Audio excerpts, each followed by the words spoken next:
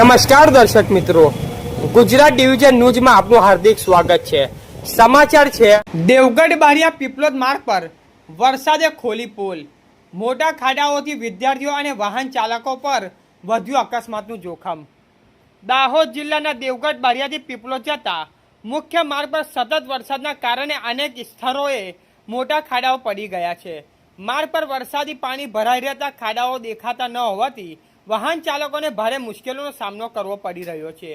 આ માર્ગ પરથી દરરોજ મોટી સંખ્યામાં વિદ્યાર્થીઓ શાળા કોલેજો જવા આવવા માટે અવર જવર કરે છે, જેના કારણે અકસ્માતની ભીતિ સતત વધી રહી છે।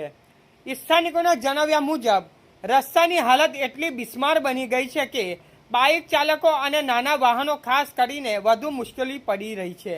વરસાદ દરમિયાન પાણી ભરાઈ જતા ખાડાઓનો અંદાજ ન આવતા વાહનો અચાનક ખાડામાં ઉતરી જાય છે, જેના કારણે અકસ્માત સર્જાવાની શક્યતા રહે છે।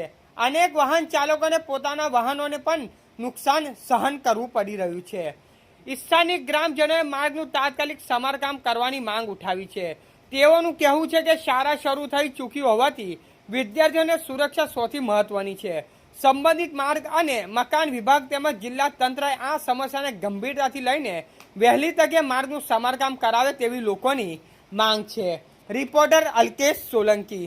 સમાચાર જોવા માટે ગુજરાત ડિવિઝન ન્યૂઝ ચેનલને like, share, subscribe, bell icon press button દબાવવાનું ના ભૂલશો। ધન્યવાદ।